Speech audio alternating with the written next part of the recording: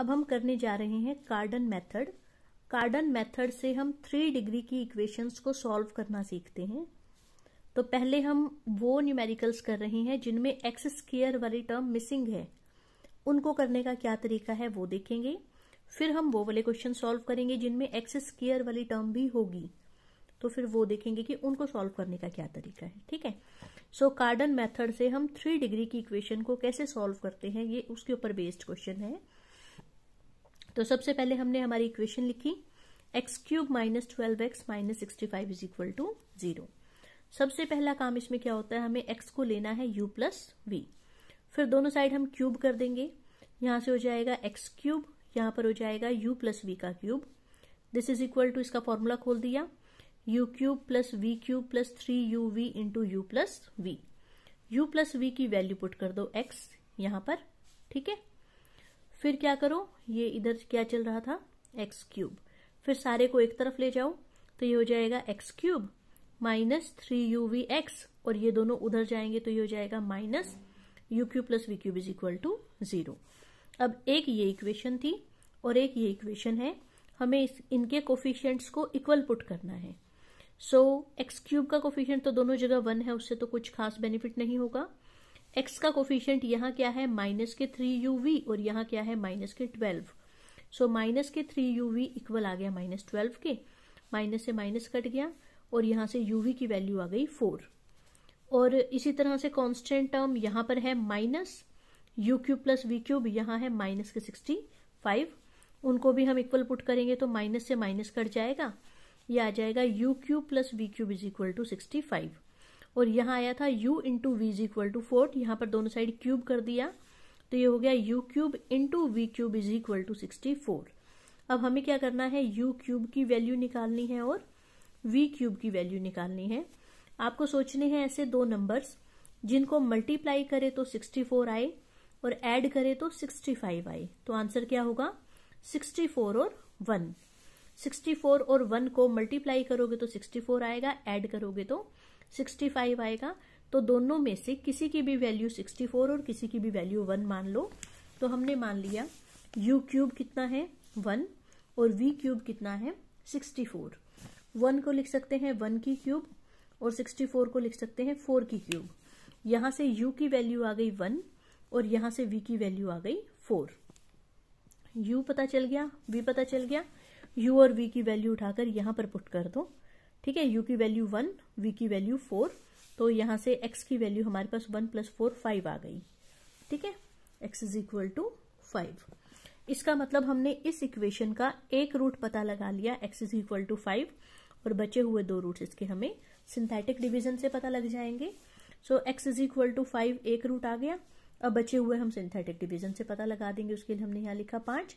यहाँ पर इक्वेशन के कोफिशिएंट्स लिखने हैं, क्या क्या थे, x³ का कोफिशिएंट 1, x² का 0, x का माइनस के 12 और कांस्टेंट माइनस 65, वो सारे हमने लिख दिए। फिर 1 ऐसे कैसा, 1 को 5 से मल्टीप्लाई किया 5, इन दोनों को ऐड किया 5 को 5 से मल्टीप्लाई किया 25, इन दोनों को ऐड किया 13 को 5 से मल्टीप्लाई किया 65, इन दोनों को ऐड किया 0।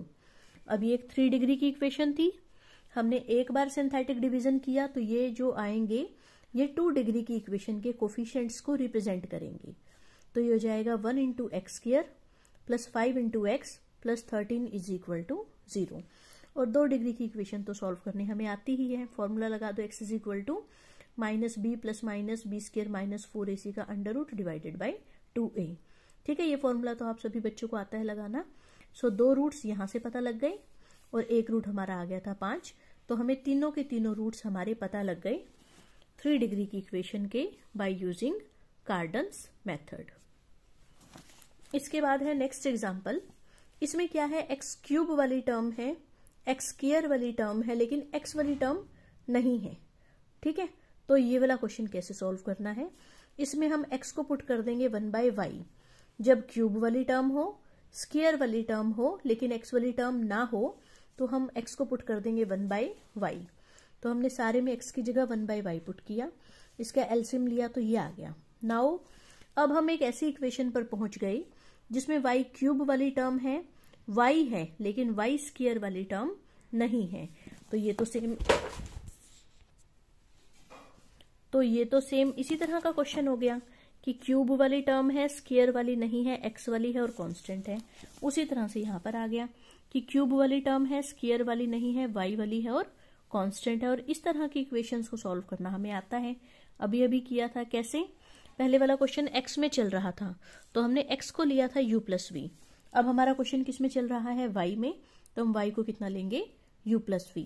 फिर वही दोनों साइड क्यूब कर दिया, इसका फॉर्मूला खोल दिया, यू प्लस वी की वैल्यू वाई यहाँ पुट कर दी, फिर सारे को एक तरफ कर दिया, फिर इसके और इसके कोफिशिएंट्स को हमने कंपेयर किया। यहाँ से आएगा -3uv इज इक्वल टू -9 और यहाँ से आएगा -u³ plus v³ is equal to 28। ठीक है, फिर माइनस से माइनस काट के uv इज इक्वल टू 3, दोनों साइड क्यूब करके आ गया u³ v³ is equal to 27 और एक ये आया था कि u³ plus v³ is equal to -28। ठीक है, अब हमें ऐसे दो नंबर सोचने हैं जिनको मल्टीप्लाई करे तो 27 आए और ऐड करे तो -28 आए। तो आंसर है -27 और -1। मल्टीप्लाई करोगे तो 27 आएगा, ऐड करोगे तो -28 आएगा। तो आप u³ और v³ दोनों में से किसी को भी ये और किसी को भी ये मान सकते हैं। तो हमने u³ मान लिया -1 और v³ हमने माना था -27। ठीक है, जिसको कि हम लिखेंगे -3 का क्यूब और इसको हम लिखेंगे -1 लिखो, चाहे -1 का क्यूब एक ही बात है। यहां से u की वैल्यू आ गई -1 और v की वैल्यू आ गई -3। ठीक है, u की -1, v की -3, y क्या था u प्लस v, तो ये कितना बन गया टोटल -4 और x क्या था 1/y मतलब कि 1 एक रूट पता लग गया, x इज इक्वल टू -1/4 एक रूट पता लग गया 3 डिग्री की इक्वेशन का और बचे हुए दो जो हैं वो सिंथेटिक डिवीजन से पता लग जाएंगे। ठीक है, जो हमारी x में इक्वेशन थी उसके हमने कोफिशिएंट्स लाइन वाइज लिखे, x³ का कोफिशिएंट, x² का कोफिशिएंट, x का कोफिशिएंट कांस्टेंट टर्म और -1/4 के साथ हम इसका क्या कर देंगे, सिंथेटिक डिवीजन। ये ऐसे कैसा, इसको इससे मल्टीप्लाई किया कितना आया -7, इन दोनों को ऐड किया कितना हो गया -16, इसको इससे मल्टीप्लाई किया कितना आया 4, इन दोनों को ऐड किया 4 को इससे मल्टीप्लाई किया कितना -1 और इन दोनों को जोड़ोगे तो कितना आएगा 0। 3 डिग्री की इक्वेशन थी ये वाली, एक बार सिंथेटिक किया तो ये हमारी 2 डिग्री की इक्वेशन के कोफिशिएंट्स आ गए। तो ये हो गया 28x² -16x plus 4 is equal to 0। 4 common निकल के हट गया, ये बच गया और 2 डिग्री की इक्वेशन है, ये फॉर्मूला हमने लगाया और 2 रूट यहाँ से आ गए, एक रूट था -1/4, तो यहाँ से हमें तीनों रूट्स पता लग गए।